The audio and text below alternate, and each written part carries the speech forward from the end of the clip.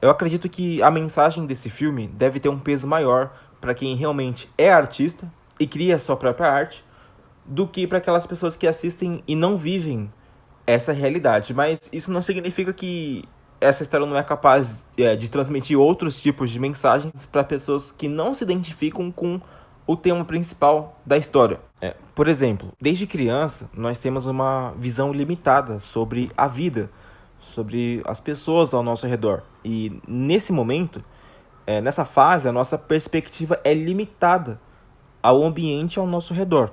Né? Nós podemos normalizar coisas que não deveriam ser normalizadas, acreditar que os nossos professores ou pais ou sei lá conhecidos são as pessoas mais inteligentes do mundo, ou acreditar que nós somos os melhores naquilo que fazemos. E até então isso é normal, porque isso é justificável, porque justamente nós desconhecemos outras realidades devido à nossa limitação.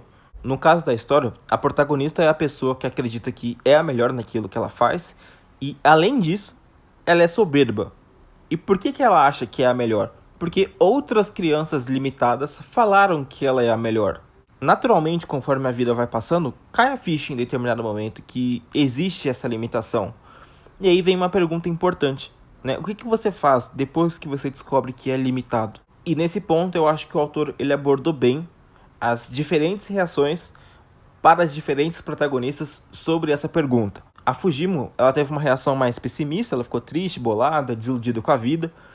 E, na verdade, além da tristeza, ela acabou escancarando que, além da falta de praticidade no desenho dela, que ela precisava melhorar o desenho, ela demonstrou que ela era uma pessoa completamente dependente da reação de outras pessoas, dos comentários de outras pessoas, e eu acredito que isso vai além das habilidades do desenho dela. Já a Kiyomoto, ela teve uma reação mais positiva, ela ficou admirada, ela ficou inspirada em saber que outra pessoa próxima dela, querendo ou não, fazia o mesmo que ela faz. Quando as duas se conheceram e a Kiyomoto disse sobre essa inspiração que a Fujimo causa nela, a Fujimo voltou a ficar feliz. E por que ela voltou? Porque ela voltou a ser a figura central. E novamente, eu acredito que isso está para além das habilidades do desenho. Porque aqui talvez a gente esteja falando sobre o ego da personagem. Sobre ela estar se sentindo superior de alguma forma. Enfim, eu acredito que esse é o primeiro grande tema da história, né? A limitação. Depois do encontro dessas personagens, o enredo continua. E o segundo grande tema da história passa a ser a morte da Kiyomoto. A Fujimo começa a se culpar pela morte da Kiyomoto pelo simples fato de ter a conhecido. E aqui eu já não concordo muito com esse pensamento, né? Não sei, agora eu já não sei se eu mesmo estou sendo limitado, mas vou tentar explicar. A Fujimo, ela tratou esse acontecimento da morte da Kiyomoto como se a gente estivesse em uma linha reta, né? Ela conheceu a Kiyomoto e por isso, anos depois, ela morreu na faculdade, né? E eu já não concordo muito com isso, né? Por quê? Porque, a gente vive em uma sociedade interligada, em circunstâncias que estão para além das nossas capacidades, né? Tem coisas imprevisíveis que tá para além das decisões que nós tomamos, né? A Fujimo pode ter tomado a decisão de ter conhecido a Kiyomoto, mas isso com certeza não é a resposta para justificar o motivo dela ter morrido anos depois, entende? O que aconteceu com a Kiyomoto estava para além da capacidade da Fujimo. E eu acho que o que é cabível de discussão e não foi questionado na história é sobre o passado do autor do crime, a segurança da faculdade, enfim, e não a vivência entre as duas personagens, não as consequências dessa relação. Depois do filme até fiquei pensando sobre isso, sobre esse pensamento, e é como se a Fujimo estivesse sustentando uma ideia de que o inventor do avião é responsável pelo 11 de setembro. Eu não concordo com esse pensamento da busca original do causador do problema, porque é uma sequência de causas e fatores que é uma busca incessante, não tem fim.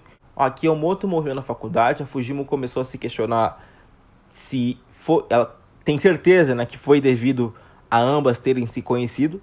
E aí, se for seguir essa linha de raciocínio, porque ao invés de culpar a Fujimo, por que não culpa os pais dela? Porque deu origem a Fujimo. E indo além, por que não culpa os avós também? Né, que deram origem aos pais, que deram origem a Fujimo, e a Fujimo que conheceu a Kiyomoto e a Kiyomoto que morreu na faculdade por um terceiro que não tem ligação com a história. Né? Eu acredito que são coisas que não necessariamente ocasionaram diretamente a morte da Kiyomoto. Sei lá, eu não concordo com o pensamento da personagem. No final, a história ela levanta uma pergunta e ela não responde diretamente, né? Essa pergunta que é o porquê que a Fujimo desenha nos dias atuais ou algo do tipo. Por mais que o filme não tenha dado uma resposta, eu vou tentar dar um palpite. Posso estar errado, mas vou tentar. O título do filme se chama Look Back, Olhe para Trás. E isso parece uma orientação, parece uma mensagem para a própria protagonista, para a própria Fujimo. De que, ao invés de se culpar pelo que aconteceu com a Kiyomoto, ela tem que refletir sobre o que a arte proporcionou para ela, o que essa amizade proporcionou durante os anos que elas se conheceram. Né? Ela aprendeu a valorizar mais o próprio trabalho, ela aprendeu a valorizar o trabalho dos outros.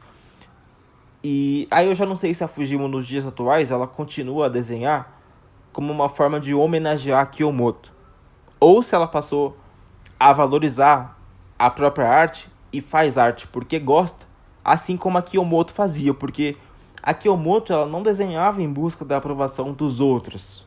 Então eu acho que a resposta para os pensamentos da Fujimo está na relação que ela teve com a Kiyomoto. E é por isso que basta ela olhar para trás para entender a resposta.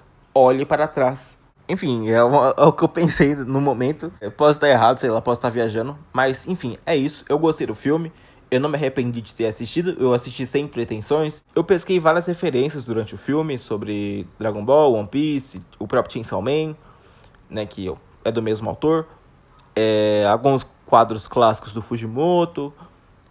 Enfim, essas coisas aí. Sobre a animação também tá muito da hora, mas eu me atentei a falar sobre a história, porque o que mais me chamou atenção é sempre... O que me chama mais atenção sempre é a história. E a história, no caso, é boa. Então, porra, da hora.